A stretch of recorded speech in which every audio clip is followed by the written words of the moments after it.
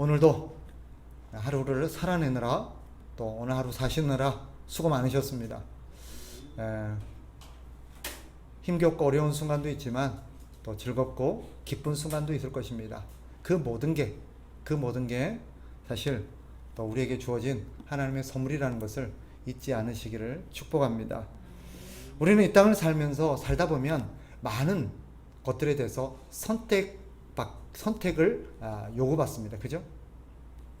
사소한 것부터 큰 문제까지 우리는 항상 뭔가를 선택해야 돼요. 무엇을 먹을 것인가? 어떤 차를 탈 것인가? 누구를 만날 것인가? 무슨 일을 할 것인가? 어디로 갈 것인가? 이런 사소한 문제부터 해서 때로는 어떤 직업을 가질 것인가? 누구와 결혼할 것인가? 어디로 이사할 것인가? 이런 어떤 큰 문제들까지 우리는 여러 가지 선택을 요구받습니다. 사실 우리가 아는 것처럼 인생은 그래서 선택의 연속이라고 할 수 있겠죠. 그죠? 오늘 우리의 모습은 누가 그러더라고요? 오늘 우리의 지금 모습은 어제의 선택의 결과라고. 어제의 선택의 결과라고. 예전에도 제가 한번 말씀드렸는데 어떤 자매가 뚱뚱해요. 그래서 나는 왜 이렇게 뚱뚱할까 그랬더니 앞에 있는 어떤 분이 아주 멋진 답을 했어요. 어저께 많이 먹어서 그래. 우리가 뚱뚱한 이유는 분명해요. 뭐 때문이에요?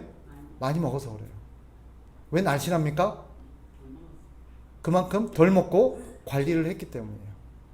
결과적으로 우리는 우리의 선택의 결과를 맛보고 살아갑니다.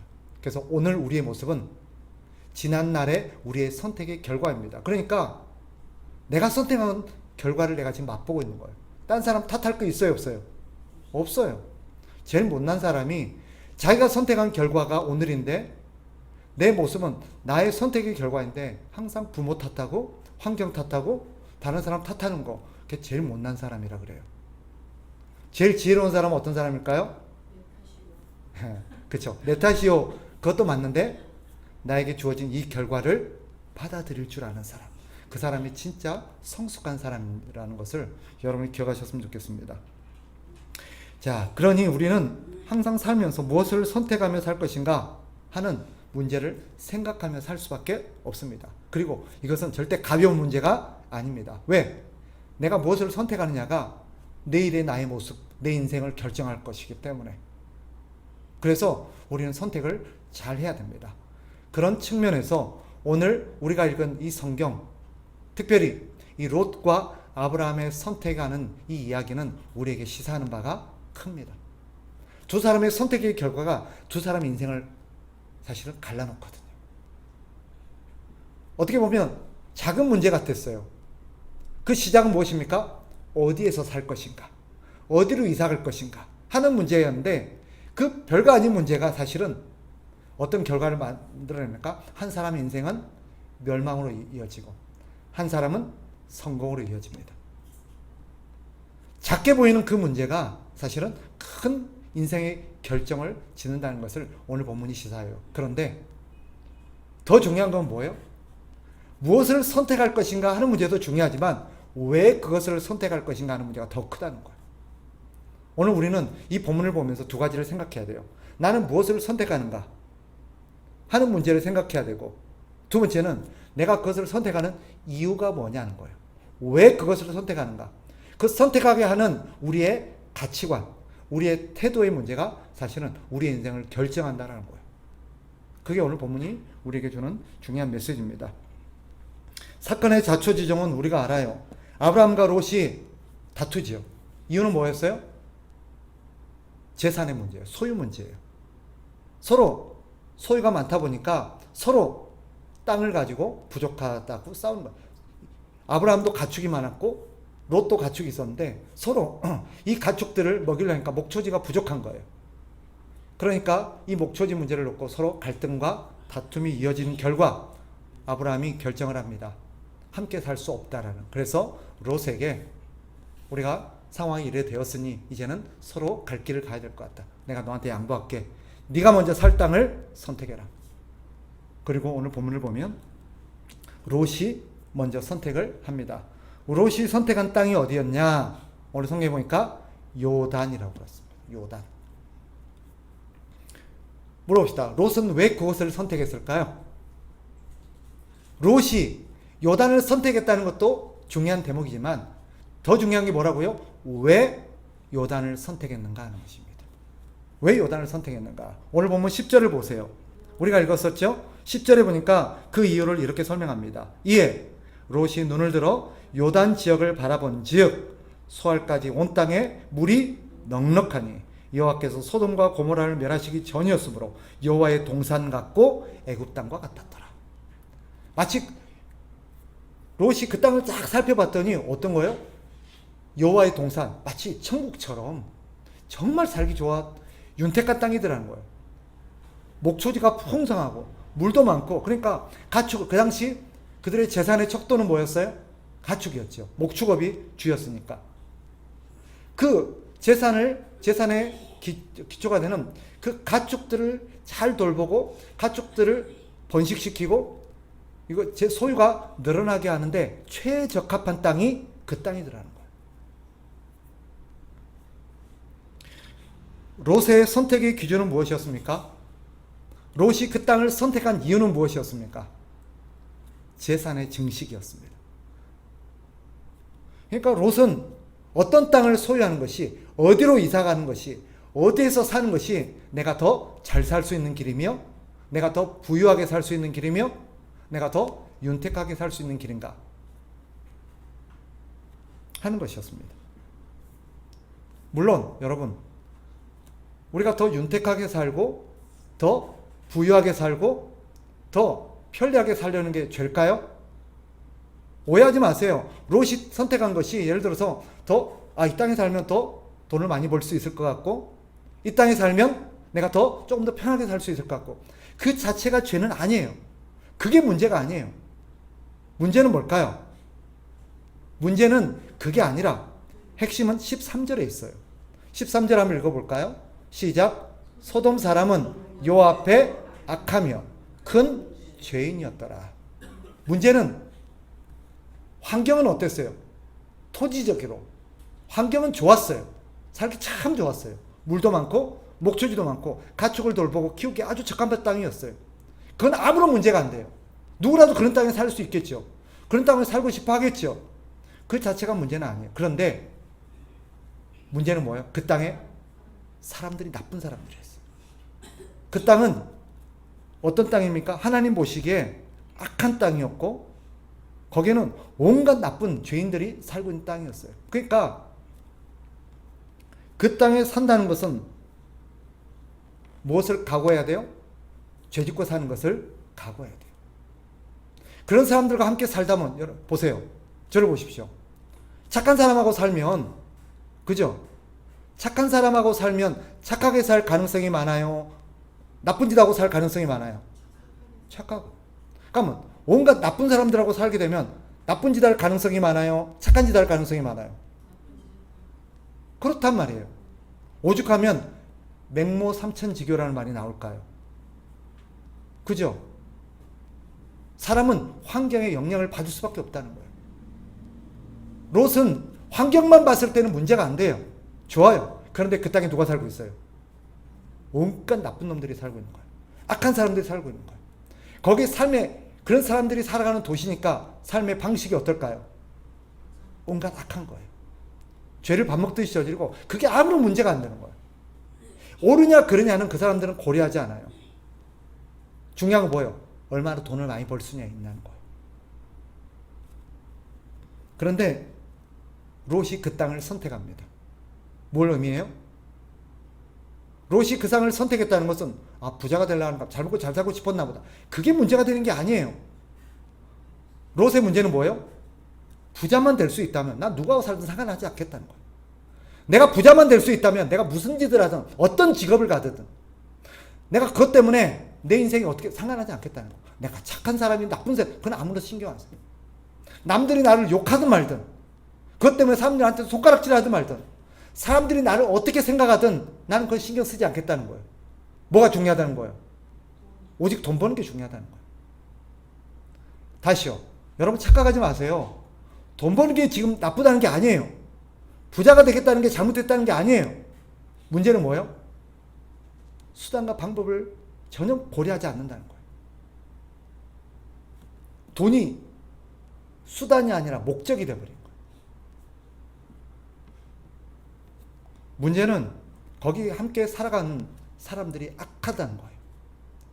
우리 그렇게 생각할 수 있겠죠. 내가 그 땅에 산다고 해서 내가 꼭 그 사람들처럼 되란 법이 있나? 가끔 그렇게 말하는 분도 있어요. 나만 잘하면 되지. 나만 잘하면 되지. 어떤 형제가 직장을 하나 얻어서 돈을 많이 벌 수 있대요. 근데 그 직장이 조금 좋지 않는 직장이에요. 뭐요? 불법 사금융을 하는 회사예요. 돈을 많이 버는데 하는 일이 못돼요? 근데 거기 들어가서 자기 혼자 의롭게 바르게 살 수 있을까요?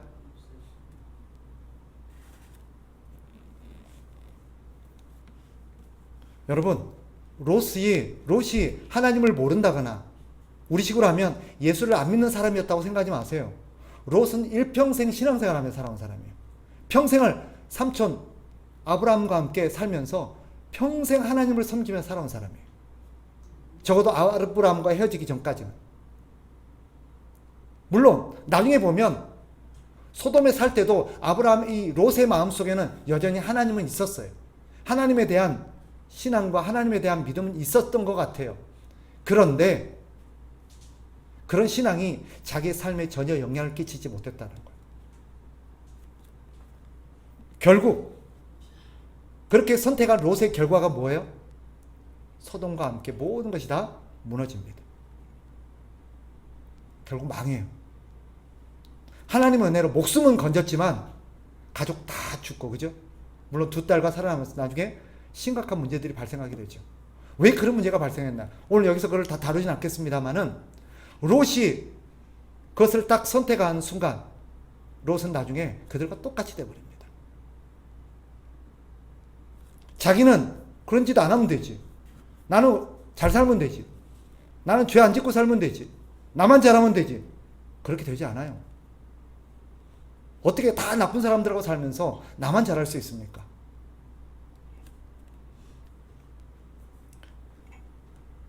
결국 이 롯은 우리에게 뭘 일깨워주냐? 교회를 다니면서도, 즉 하나님을 믿으면서도 얼마나 많은 사람들이 롯과 같이 살아가고 있는가 하는 것을 보여주는 한 모델입니다. 중요한 것은 교회를 다니고 안 다니고 하나님을 알고 모르고의 문제가 아니에요.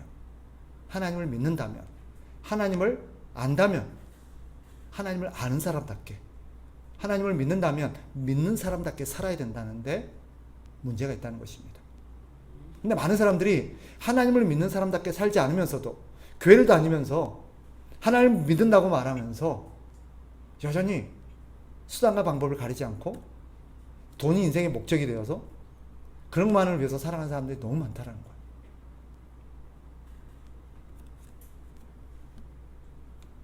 예수님은 말씀하시죠. 내 보물이 있는 곳에 내 마음도 있다.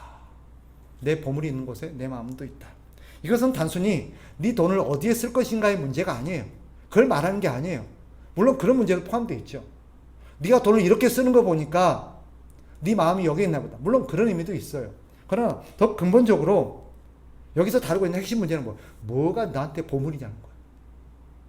너는 뭘 보물로 여기고 있냐는 거야.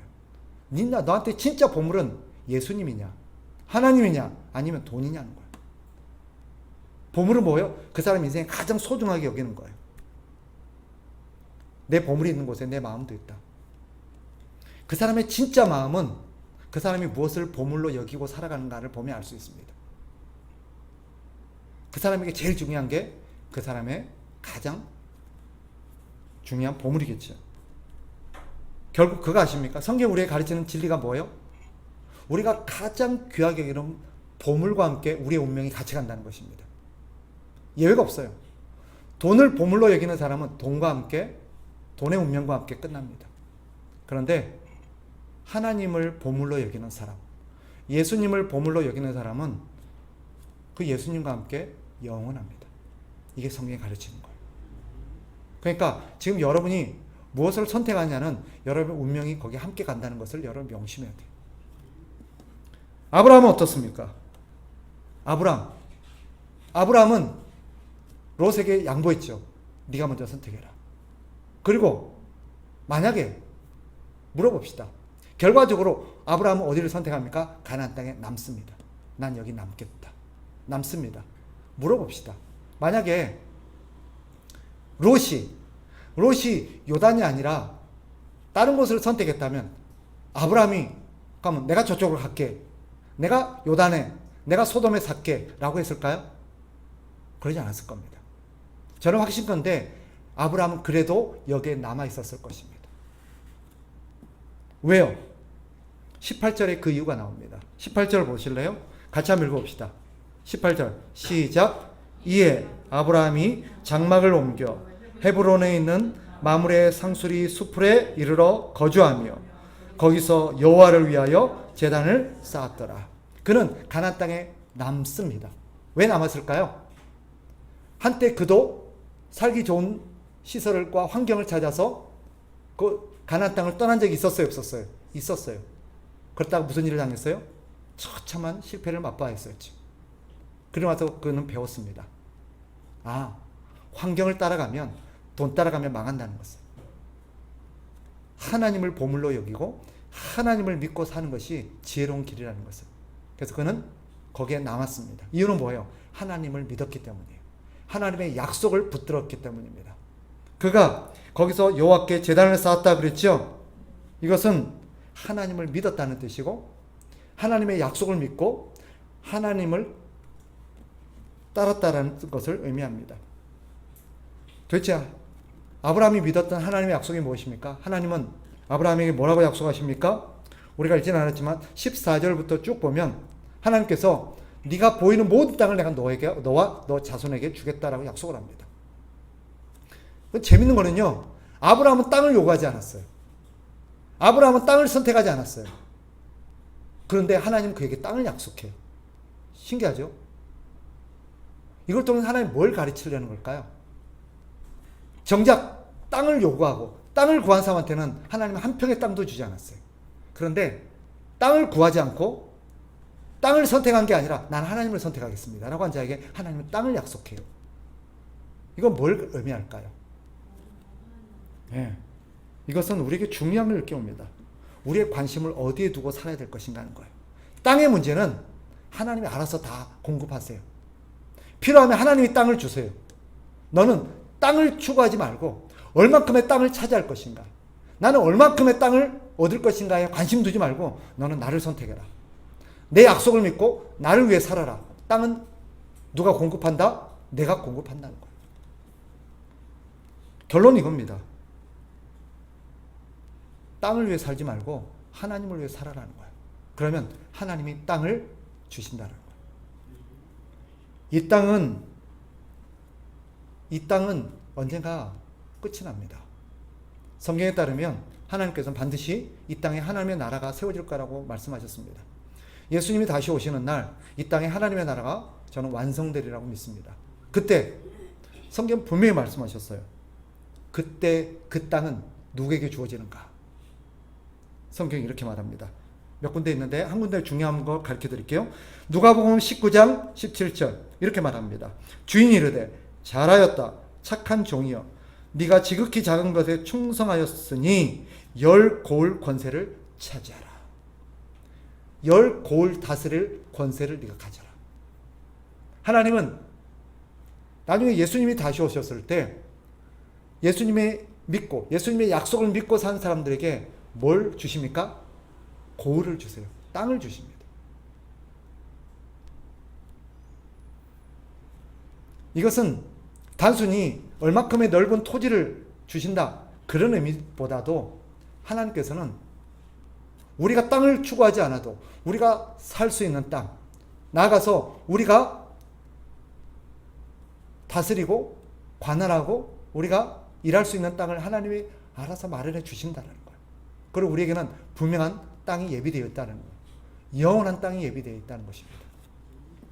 그러니 여러분 땅을 위해 살지 마십시오. 이 땅에 살아가는 대부분 사람들이 땅을 위해 삽니다. 그죠? 목표는 뭐예요? 넓은 땅을 차지하는 거예요. 얼마만큼의 땅이면 만족하시겠습니까? 안 선생님. 얼마만큼의 땅을 주면 만족하시겠습니까? 10,000평? 100,000평? 톨스토이가 책을 하나 썼어요. 톨스토이가 유명한 작가 톨스토이가 사람은 얼마만큼에 있어야 만족할 수 있는가 라고 책을 써요. 그리고 재밌는 이야기가 나와요. 한 사람이 거기 있는 사람들에게 딱 얘기를 합니다. 여기 보이는 모든 땅이 내 땅이다. 그런데 네가 내가 너에게 이 땅을 줄 텐데 아침에 몇 시부터 몇 시까지 네가 찜한 땅은 내가 너에게 주겠다. 거기다가 네 표시를 해라. 그리고 한 바퀴를 딱 돌아오면 그만큼을 너에게 주겠다 라고 말합니다. 거기에 주인공이 한 사람이 어떻게 해요? 아침에 죽으라고 뜁니다. 한 평이라도 더 차지하기 위해서. 가급적 한 평이라도 더 차지하기 위해서 물도 안 먹고 쉬지도 않고 밥도 안 먹고 죽으라고 갑니다. 내가 지금 멈추면 땅이 줄어들잖아요. 맞잖아요. 그래서 갑니다. 해가 질 때까지 돌아와야 돼요. 근데 너무 멀리 갔어요. 못 돌아오면 한 평도 못 차지해요. 해질 때까지 여기까지 돌아와야 돼요. 돌아오면 그가 지 땅이 되는. 그런데 욕심에 너무 멀리 갔어요. 그래서 시간이 다니까 이제 죽으라고 달려와요. 근데 돌아오다가 미처 다 못 돌아오고 죽어버립니다. 톨스토이가 이 얘기를 통해서 하고 싶었던 게 뭘까요? 사람은 아무리 많은 땅을 줘도 만족하지 못한다. 사람은 평생 땅을 추구하다가 죽는 인생이라는 걸 말하고 싶었던 것 같아요. 우리 인생이 그래요. 땅을 위해 살다면 평생 여기서 허망하게 살다가 죽습니다. 하나님은 우리에게 그러라고 인생을 주신 게 아니에요. 우리 인생은 더 가치 있고 더 훌륭한 일을 하라고 주신 줄 믿으시기 바랍니다. 하나님을 위해서, 이 땅을 위해서 더 멋진 일을 하고 살라고 주신 인생인 줄 믿습니다. 그러니 땅 차지하기 위해서 살지 말고 돈 많이 벌기 위해서 살지 말고 우리 얼만큼의 돈이 있으면 만족하시겠습니까? 똑같습니다. 아마 톨스토이가 땅으로 얘기했었지만 돈으로 얘기했어도 똑같을 겁니다. 우리 인생은 절대 만족할 수 없습니다. 그러니 땅이나 돈을 위해서 살지 말고 하나님을 위해서 사십시오. 하나님은 그런 자에게 알아서 땅을 다 예배해 놓으시고 땅을 주십니다. 하나님을 믿고 하나님의 약속을 믿고 사십시오. 그러면 어떻게 살아야 되겠습니까? 다시 결론적으로 우리는 매일매일 선택하며 살아야 됩니다. 매일매일 작은 것부터 큰 것까지 선택하며 살아야 됩니다. 어디에 살 것인가? 무엇을 할 것인가? 나의 선택 기준은 무엇인지 살펴보십시오. 그리고 성경에 말합니다. 우리는 무엇을 선택해야 되느냐? 땅이 아니라, 물질이 아니라 하나님을 위해서 선택하라는 것입니다. 그러면 나머지는 하나님이 채우신다라고 성경이 약속하고 있습니다. 그 약속을 믿고 오늘부터 하나님을 위해서 선택하는 슬기로운 저와 여러분 되시기를 주님의 이름으로 축복합니다.